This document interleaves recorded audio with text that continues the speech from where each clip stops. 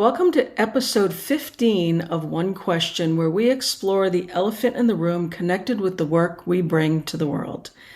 These are conversations about the misperceptions people have with our work, sometimes from the conversations we have in our own head, what we've been taught, or societal norms.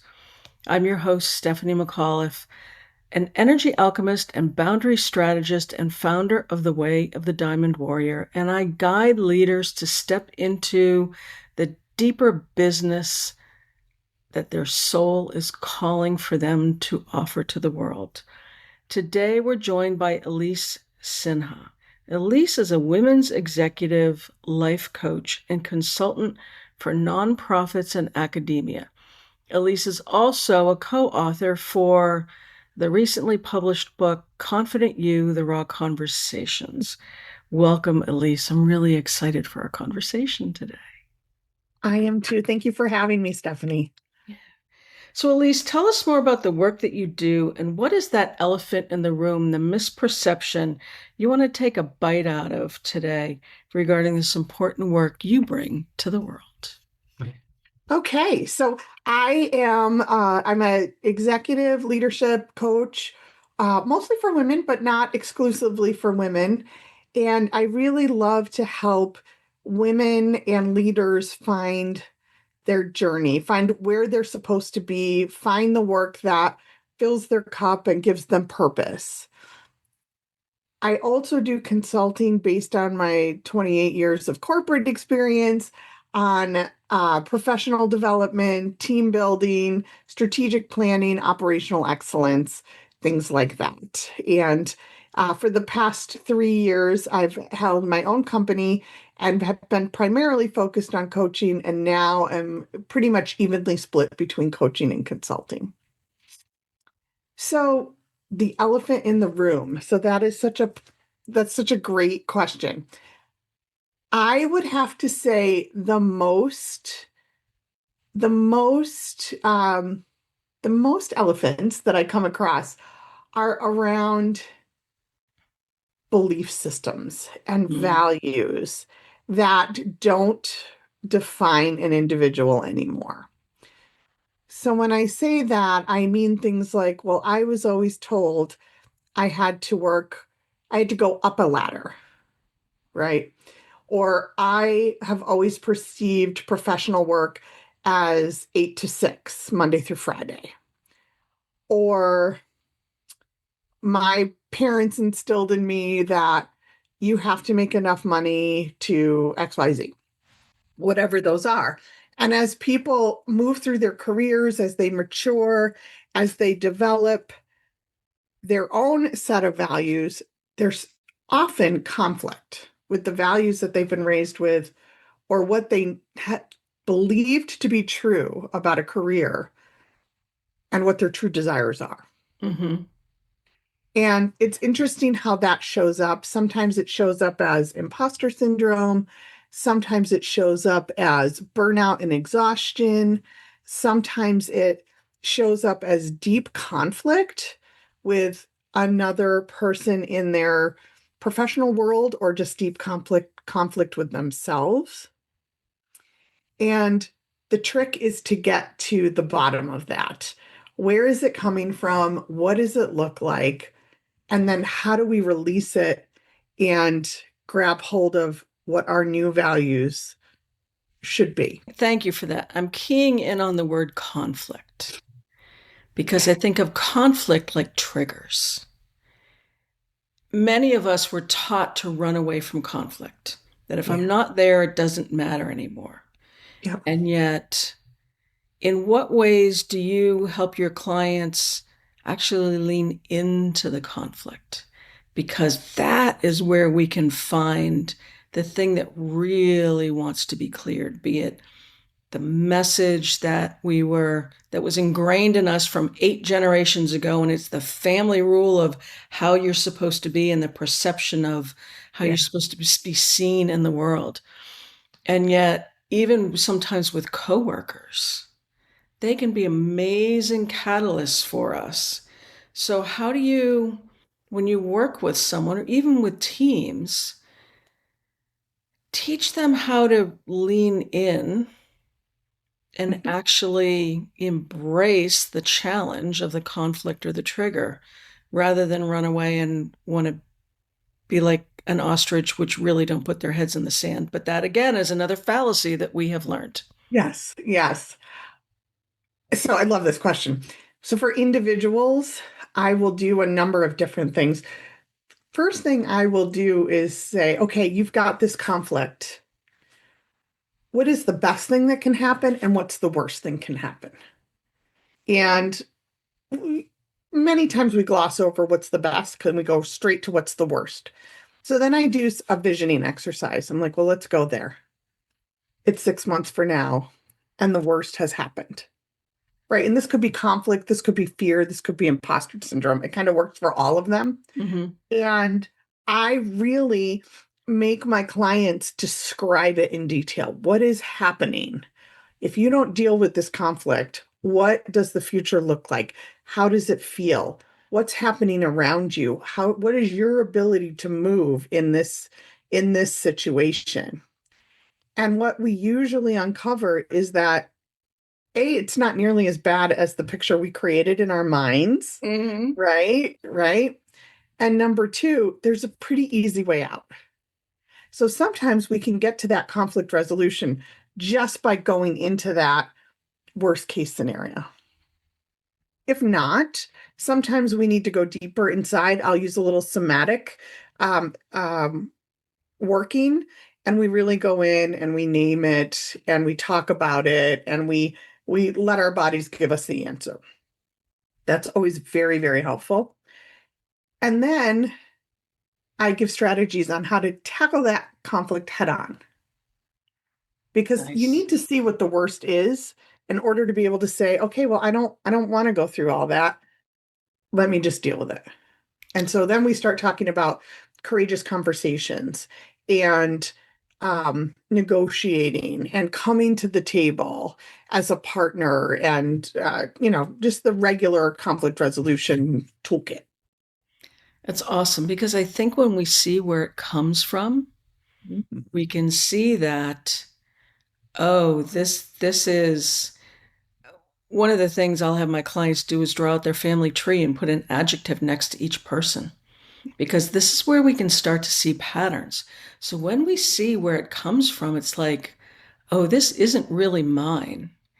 Oh, This goes back to one of those things that I was taught that was their rule, and they may have been trying to keep me safe. Thank you. And I am not living by that rule anymore. yes. It can be so powerful to Yes. actually look back because we can't change what happened in the past, but through somatics and Hmm. some of the things that you're doing with your clients, we can change the energy of it. And our body Exactly. absolutely holds everything that has not been resolved.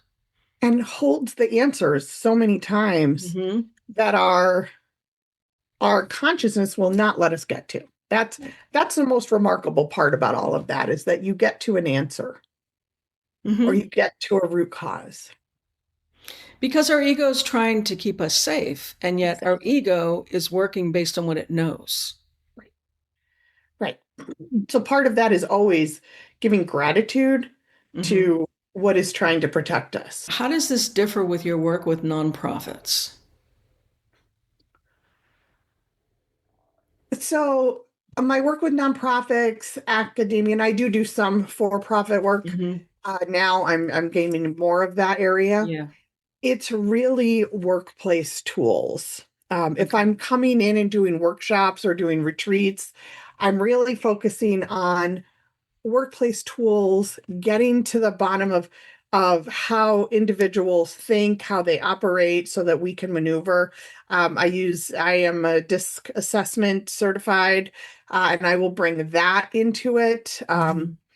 And then I really like to do role playing around how do you start this conversation? How do you do it in a way that keeps individuals whole? How do you come at it from a partnership when the last thing you want to do when you're in conflict with someone is think about partnership. Mm-hmm. But by pushing that envelope, it changes the narrative. It changes the script that you're working with. I love that you're teaching people how, because many of us were not taught how to have a healthy conversation, how to take what someone says not personally. Because 95% of what people do has absolutely nothing to do with us, and yet we're catalysts and triggers for each other. Hmm. So to be in that space, it's being in the world, but not of it. Yes. Yeah, I agree. I agree so Yeah. much. And it's such powerful work because most people aren't coming in with the agenda to Yeah. stick a pencil in your forehead, Most people are not. Yes. right? And so when we can come in with that, I think it allows us to sit back and say, what's really going on here? Hmm.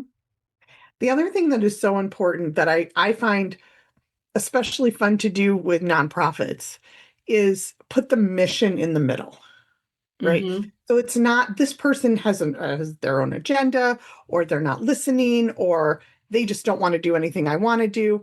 We take all of that out and we say, what's in the best interest of the mission of this organization? And that is incredibly disarming and also changes the narrative.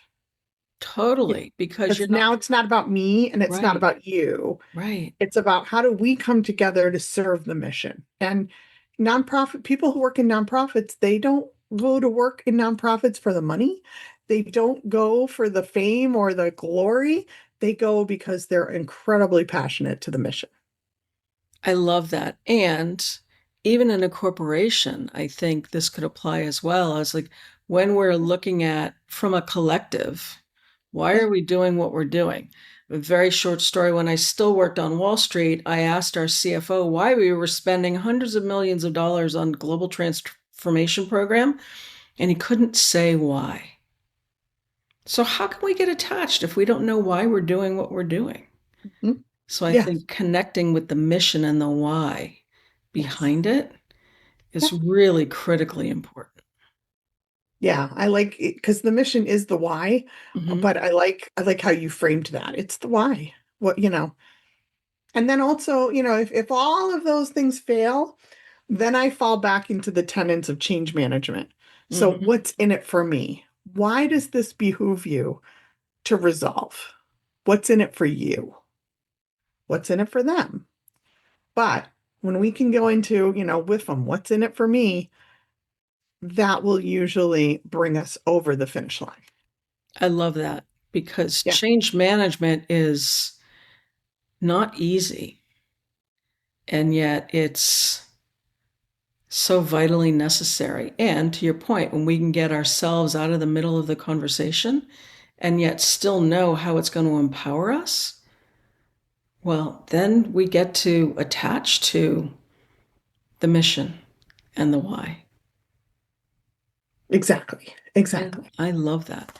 Yeah. So, for the listeners, you are offering a free coaching session to explore the imposter inside all of us and to Yes. create new pathways for confidence and self love. Yes. Share a little bit about that, Yeah. please. So that is one of my favorite things to do is to interact with a new potential client or non-client or just somebody who's coaching curious or interested in the idea around Mhm. coaching to really dive into what what are the goals that you're looking for? What are the barriers that are keeping you from achieving that? And then doing some simple coaching techniques. So, I'm trained in thought model coaching. And the premise of thought model coaching is there's a circumstance in the world and it is what it is. It's just a fact. It's how we think about that Mhm. fact that drives everything. And our thoughts drive our feelings drive our actions, and our actions drive our results. So I will often start with someone with using a simple model like that.